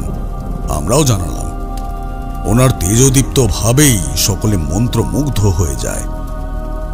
দেবী কৃষ্ণ তারার দিকে প্রথমে প্রণাম করলেন, তারপর প্রত্যেকের নতমস্তকের দিকে একবার চোখ বুলিয়ে গঞ্জিকার দুবার ধোঁয়া ত্যাগ করে সম্পূর্ণ পৃথক এবং আলাদা স্থানে একাকী বসলেন। এরপর সকলে আবার আগের মতো কথাবার্তা শুরু করলেন।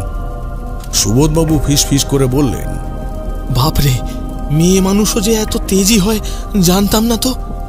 সে কি, আমাদের দশমহাবিদ্যার প্রত্যেকেই তো নারী। অসম্ভব তেজ। দেবী দুর্গা, কালী, তারা, ষোড়শী, ছিন্নমস্তা, ধূমাবতী, এনারা প্রত্যেকেই মহাঘোরা, মহাতেজা। হ্যাঁ, তাও অবশ্য ঠিক। আচ্ছা, আমরা কি এনার কাছেই এসেছি? হ্যাঁ, ইনিই সেই, যার মধ্যে দেবী নীল সরস্বতীর শক্তিকে আধার হিসেবে পুজো করা সম্ভব। উনি সেই সাধক কৃষ্ণকলি রুদ্র। তাড়াতাড়ি চল, এদিকে এখনো কিচ্ছু শুরু হয়নি, ওনার সাথে একবার কথা বলে নেওয়া যাক। এরপর আমরা তিনজনেই উঠে ওনার সামনে এসে হাত জোড় করে প্রণাম করে দাঁড়ালাম। উনি আমাদের দিকে তাকিয়ে কেন জানি না একটা মায়াময়ী হাসি হেসে বললেন, আমি জানি তোরা কেন এসেছিস, বস। আমরা বসতেই সুবোধবাবু প্রায় হাউমাউ করে বলতে শুরু করেছিলেন, মা, বড় আশা করে আমি আপনার কাছে এসেছি। আমার স্ত্রীর অবস্থা খুব সঙ্গীন। চণ্ডা। মাঝপথে থামিয়ে একটু রেগে গিয়ে তিনি বললেন, একবার বললাম তো আমি সব জানি, কথা কানে যায় না নাকি? কিন্তু আমার গুরু দক্ষিণা লাগবে। এনেছিস সে জিনিস? রুদ্রদৈব সাথে সাথে তার থলে থেকে দেশি মদের বোতল বের করে ওনার পায়ের সামনে রাখল। কৃষ্ণকলি ঠাকুর সেটা হাতে নিয়ে একটা চওড়া হাসি হেসে বললেন, চিন্তা করিস না, তোর স্ত্রীকে আমি বাঁচিয়ে দেব। পুজো শেষ হলে আমার কাছে আসবি। এখন যা এখান থেকে। কিন্তু মা, ততক্ষণে যদি দেরি হয়ে যায়? তো আমি প্রশ্নটা করায় তিনি আমার দিকে একবার তাকালেন, আপাদ মস্তক একবার দেখে নিয়ে বললেন, তারানাথ চক্রবর্তী, মা তো দেখছি তোর ব্যাপারে ঠিক কথাই বলে। জেদি, একরোখা, নির্বোধ, অথচ দায়িত্ববান। আমার উপর ভরসা না করে নিজে দ্বৈত সত্তার অবলম্বন করে দুই জায়গা দেখছিস। আমি একবার যখন বলে দিয়েছি কিছু হবে না, তখন কিছু হবে না। দ্বিতীয়বার কিছু জিজ্ঞেস করবি না। এখন যা এখান থেকে। এই বলেই তিনি আমাদের উত্তরের অপেক্ষা না করে মদের বোতলটা খুলে ঢক ঢক করে গলাধ্যকরণ করতে থাকলেন। আমরাও ওনাকে প্রণাম করে উঠে এসে বসলাম আগের জায়গায়। সুতরাং এখন ফিরে আসা যাক বাড়ির ঘটনায়। বেশ অনেকক্ষণ অপেক্ষা করতে হয়েছিল। প্রায় মধ্যরাত্রি শুরু হওয়ার কিছুক্ষণ আগে প্রথম নাকে সেই উটকো মরা পচা গন্ধটা এলো। হঠাৎ উপরের ঘর থেকে একটা মৃদু গোঙানির আওয়াজ পেয়েছিলাম। জানলা অল্প করে খুলে বাইরের দাওয়ায় নজর রাখলাম। দোতলার সিঁড়ি দিয়ে চার পেয়ে প্রাণীর মতো দাওয়ায় নেমে এলেন কমলা দেবী। তবে ওনাকে দেখে এখন আর কমলা দেবী ডাকতে ইচ্ছে করল না। পরনের শাড়িটা শতছিন্ন হয়ে আছে। সারা শরীরের চামড়া আর মাংস পচে গলে আঠালো এক পদার্থের মতো হয়ে গেছে। চোখ দুটো ঘোলাটে মণিহীন হয়ে আছে। মাথার লম্বা কেশ পিঠের উপর থেকে ছড়িয়ে পড়ে রয়েছে। দাওয়ায় পড়ে থাকা চালের অংশকে প্রথমে ভালো করে একবার শুঁকে নিলেন। তারপর হয়তো কিছুই বুঝতে না পেরে চার পেয়ে প্রাণীর মতো দৌড়াতে দৌড়াতে ঘর থেকে বাইরে বেরিয়ে গেলেন। আমি আর চারি বাইরে এসে দেখলাম তিনি বেশ অনেকবারই চালের অংশগুলো দুই হাত আর দুই পা দিয়ে মারিয়ে গেছেন। লণ্ঠন নিয়ে আমরা ওনার পিছন পিছন যেতে লাগলাম। গ্রামের আঁধার ঘেরা পথ পেরিয়ে সম্পূর্ণ অচেনা এক জঙ্গলের রাস্তা দিয়ে আমরা এগিয়ে চললাম।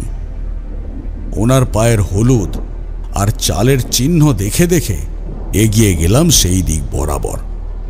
হাঁটতে হাঁটতে এসে পৌঁছালাম এমন একটা অংশে যেখানে আমাদের সামনে জঙ্গলের মাঝে বরাবর বাঁশের বেড়া দেওয়া।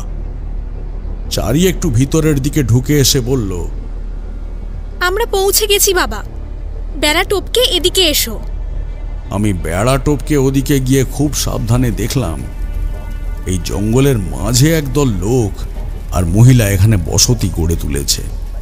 জায়গায় জায়গায় বেশ কয়েকটা ছোট ছোট তাঁবুর মতো কুটির গড়ে উঠেছে।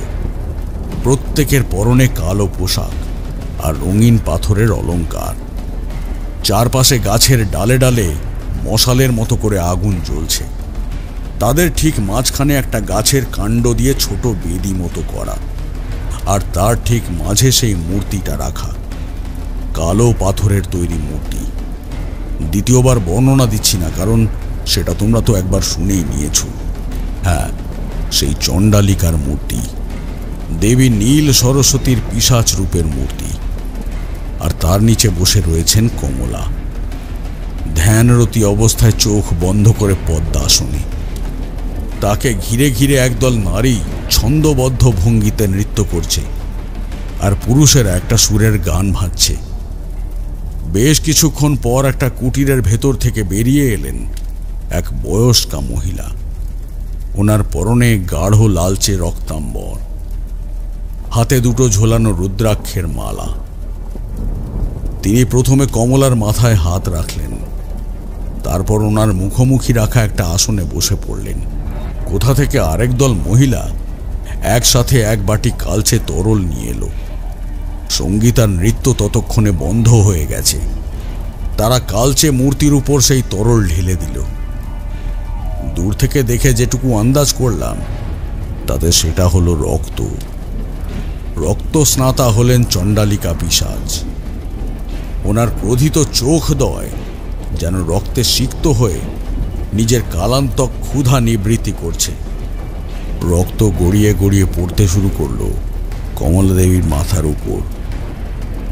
তারপর একটু একটু করে কমলা দেবী নিজের সাদাটে ঘোলাটে মণিহীন চোখ দুটো খুলে লালচে জিভটা অস্বাভাবিক লম্বা করে প্রায় বুক অবধি নামিয়ে আনলেন। আশেপাশের পুরুষ এবং মহিলার দল একত্রে উলুধ্বনি দিয়ে উঠল।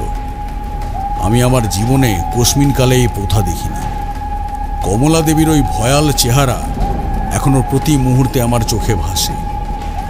তারপর শুরু হলো তাদের মন্ত্রোচ্চারণ, সন্ধ্যা ভাষার মন্ত্র, যার অর্থ আমি কিছুই বুঝলাম না। তবে রাতের গহীন অন্ধকার বাড়ন্ত হওয়ার সাথে সাথে পুজো চলতে লাগলো।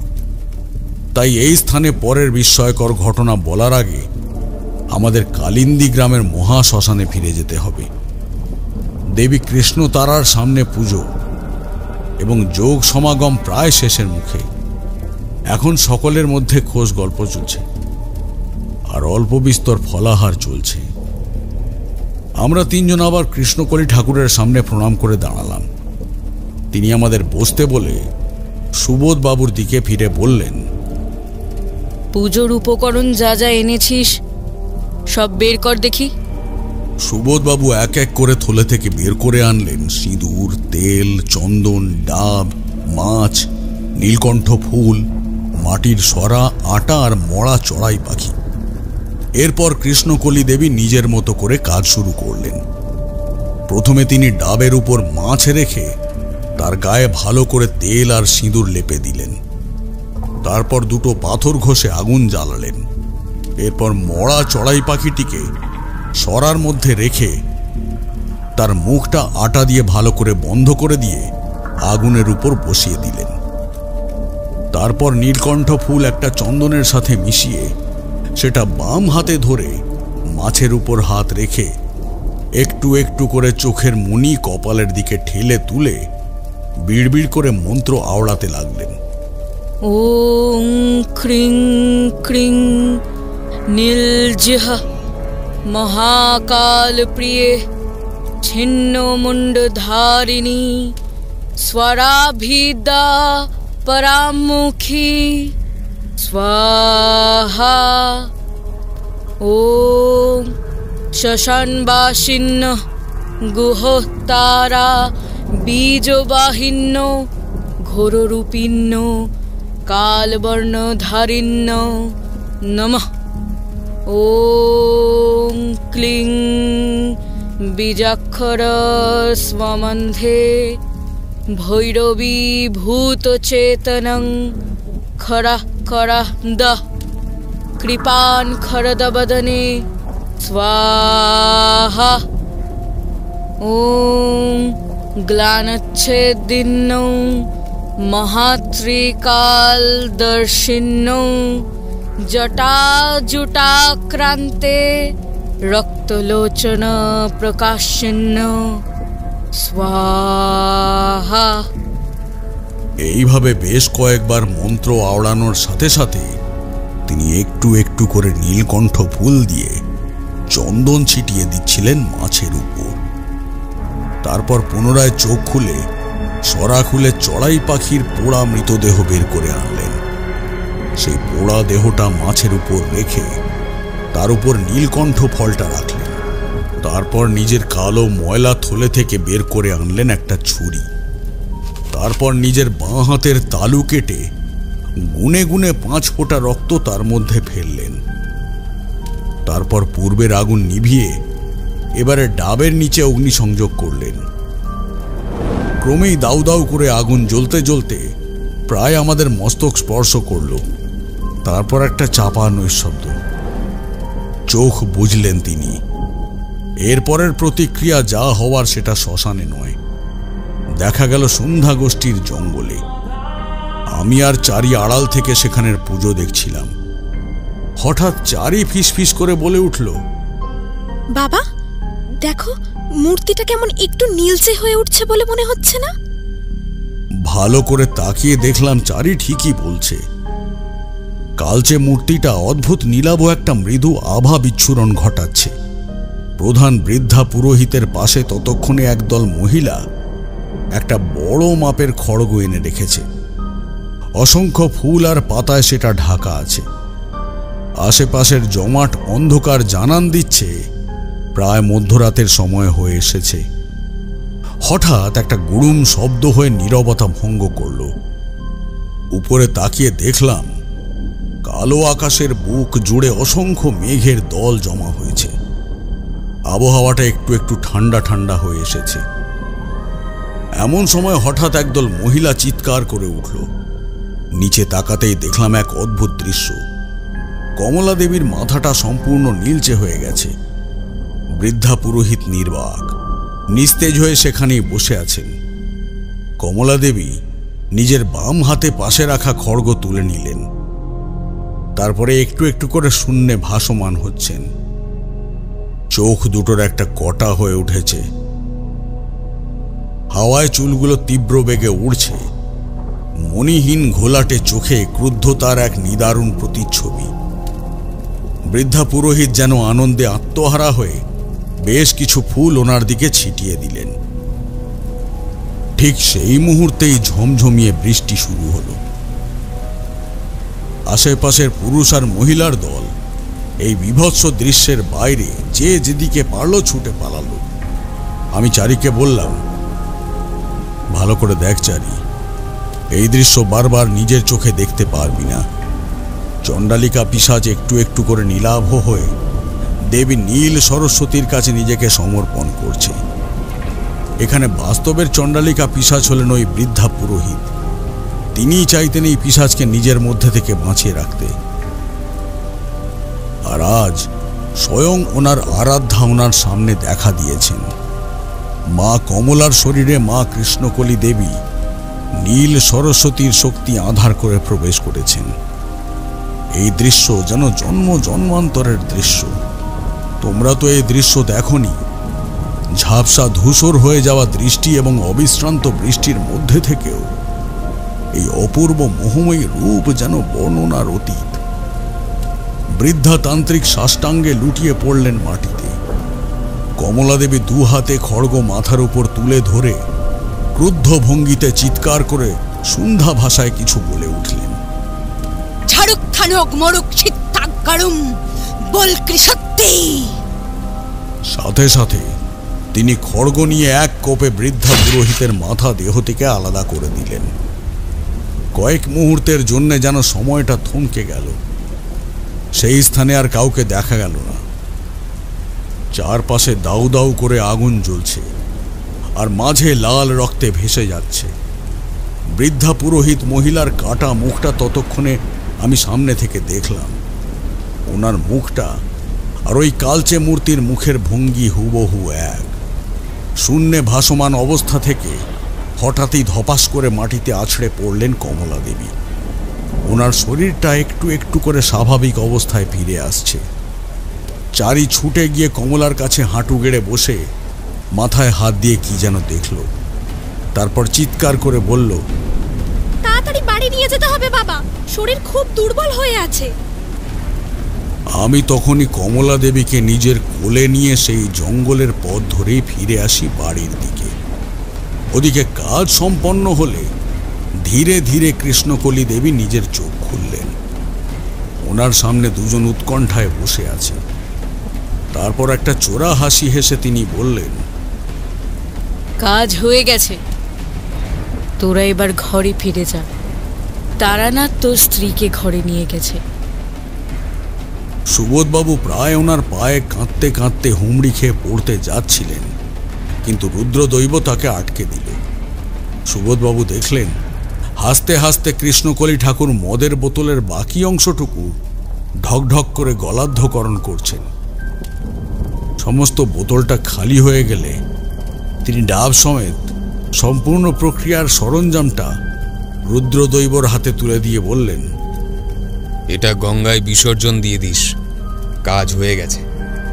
আর পারলে বাড়িতে একবার দেবী তারার পুজো করে নিস, সব ঠিক হয়ে গেছে। যা পালা, এখন এখান থেকে যা। আমি ওনাকে প্রণাম জানিয়ে আমার দ্বৈত সত্তা সাথে সাথেই স্তব্ধ করে দিলাম। বেশ কিছুক্ষণ পর ওনারা দুজন বাড়ি ফিরে এলেন। চারি ততক্ষণে দুধ গরম করে কমলাকে একটু একটু করে খাইয়ে দিচ্ছিল। সুবোধবাবু অনেকদিন পর নিজের স্ত্রীকে স্বাভাবিক অবস্থায় দেখে কাঁদতে কাঁদতে আমার পায়ে লুটিয়ে পড়লেন। আমি ওনাকে শান্ত করে বললাম, আর কোনো ভয় নেই, আপনি আপনার স্ত্রীর কাছেই থাকুন। আমরা দুজনে গিয়ে কৃষ্ণকলি ঠাকুরের পুজোর সরঞ্জাম বিসর্জন দিয়ে আসছি, এবং আমরা আর ফিরব না। সে কি, আজকের দিনটা তো থেকে যেতে পারতে। না হে রুদ্রদেব, আমরা আজই ফিরে যাব কলকাতা। বেশি দিন ব্যবসা বন্ধ রাখা যাবে না। আমার অবস্থা তো তুমি জানোই। তোমার আপত্তি না থাকলে আমি একটা জিনিস স্মৃতি হিসেবে নিয়ে যেতে চাই। বলো ভাই, কি জিনিস চাও? একটা পিশাচ ভোগের পাত্র। আমার উত্তর শুনে প্রথমে দুজনেই বেশ একটু ঘাবড়ে গেছিলেন, কিন্তু আমি আশ্বস্ত করি যে আমি শুধু স্মৃতি হিসেবে রাখছি, এই জিনিসের প্রয়োগ আমি করব না। ওনারা আমার উপর ভরসা করে ওই ছোট্ট বাক্স সমেত পিশাচ ভোগের পাত্রটা আমায় দিয়েছিলেন। উষার প্রথম আলো একটু একটু করে বেরিয়ে আসার সাথে সাথে আমি আর চারি মঠলেনের উদ্দেশ্যে রওনা দিলাম। রুদ্রদৈব আমাদের গ্রামের শুরু অবধি ছেড়ে দিতে এলো। আমরা একটা গরুর গাড়িতে করে কলকাতার উদ্দেশ্যে রওনা দিলাম। রুদ্রদৈব বিদায় জানিয়ে বলল, কখনো কামাখ্যা এলে দেখা করে যেও, আর কলকাতা এলে আমি তো করবই। নিশ্চয়ই বন্ধু, ভালো থেকো, আর সুবোধবাবুকে আমার আশীর্বাদ পৌঁছে দিও। মঠলেনে পৌঁছে আমি প্রথমে গঙ্গার ঘাটে গিয়ে সম্পূর্ণ জিনিসটা ধরে বিসর্জন করি। এরপর শুনেছিলাম কমলা সম্পূর্ণ সুস্থ হয়ে উঠেছিল। সুবোধবাবু এখন বেশ সুখে ঘর করছেন, আর ওনাদের একটা ফটফটে মেয়েও হয়েছে। শুনেছি ওনারা মেয়ের নাম রেখেছেন চারি। ঠাকুরমশাই ঘটনা শেষ করতেই আমি হাসতে হাসতে বললাম, তাহলে ধীরে ধীরে চারিরও ভক্তের সংখ্যা বাড়ছে, কি বলিস চারি? চারি সলজ্জ হাসতে হাসতে স্থান পরিত্যাগ করে চলে গেল। তারানাথ বাক্সটা নিয়ে জিজ্ঞাসা করলেন, এই জিনিস তোমার কাছে রেখো না কিশোরী। তোমার মন্ত্রের এবং মনের কোনোটারই জোড় বিশেষ নেই, তুমি সামলাতে পারবে না। তোমার ঠাকুমার কাছে পাঠিয়ে দাও। কিন্তু আমি বুঝতে পারছি না তোমার ঠাকুমা এটা তোমায় আনতে দিলেন কি করে।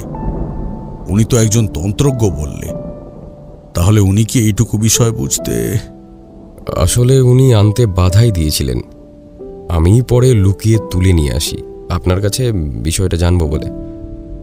এখন যখন জানা হয়ে গেছে তাই ক্ষমা চেয়ে ফেরত পাঠিয়ে দেব। কিশোরীর উত্তরে তারানাথ বিশেষ খুশি হলো বলে মনে হলো না। সে কিশোরীর সামনে মুখ নামিয়ে এনে কয়েকটা কথা বলল। তার গাম্ভীর্য এতটাই গাঢ় ছিল যে মুহূর্ত কয়েকের জন্য আমিও স্তম্ভিত হয়ে গিয়েছিলাম। একটা কথা মনে রেখো কিশোরী, তন্ত্র সাধনা বা তার সরঞ্জাম কোনোটাই কিন্তু ছেলে খেলার বিষয় নয়। তোমায় যেটা বারণ করা হবে সেটা করবে না। আর আমার কাছে জানতে চাইলে শুধু তার নাম বা বিবরণ বললে তাহলেই হবে, বাকিটা আমি সামলে নেব। কিন্তু কখনো আমার কাছে ঘটনা শুনবে বলে কোনো উটকো ঝামেলা বয়ে আনবে না। যাও, বাড়ি ফিরে যাও। তারানাথের কাছ থেকে একরকম ধমকই বলা যায়। সেটাই খেয়ে আমরা দুজন মটরেন থেকে বেরিয়ে এলাম। অন্ধকার গাঢ় হয়ে আসছে, বৃষ্টিটা থেমে এসেছে, তবু পরিবেশটা মেঘলা আর বেশ শীতল হয়ে আছে। আমি কিশোরীকে বললাম, এবারে হয়তো তারানাথ সত্যিই তোমার উপর রেগে গেছে। পরের বার আর এসব করো না। পরের সপ্তাহে দেখা হচ্ছে। সে কি, কাল আসবে না? না, আসলে কাজ আছে, আসলাম। আর কোনো উত্তর না দিয়ে কিশোরী নিজের বাড়ির দিকে রওনা দিল। বুঝলাম, মান অভিমানের কালো ছায়ায় হয়তো দুপক্ষই এখন নিজেদের সামলে রাখছে। অল্প আলো ছায়ার মধ্যে দিয়ে কিশোরী একটু একটু করে নিজেকে এক গাঢ় কালো আস্তরণে ঢেকে নিল। আকাশে মেঘের দল দেখে মনে মনে ভাবলাম, এখন আমি বাড়ি ঢোকার আগে পর্যন্ত গগনবাবু নিজেকে সামলে রাখতে পারলে ভালো হয়। আমি বাড়ির দিকে রওনা দিতেই একটা সাদাটে নীলাভ বিদ্যুতের আলোর ঝলক আর মেঘের গর্জন গগনদেব আমায় শুনিয়ে দিলেন।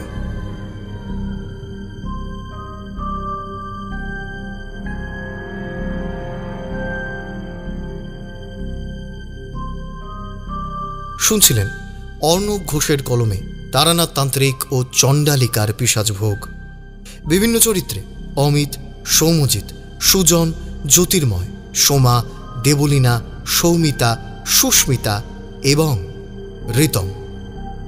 সমগ্র গল্পটির কণ্ঠ অভিনয় নির্মাণ করেছে ঋতুরা স্টুডিও। সমগ্র গল্পটির কণ্ঠ সম্পাদনা, ধ্বনি সম্পাদনা এবং আবহ সম্পাদনা করেছে 62 APS স্টুডিও।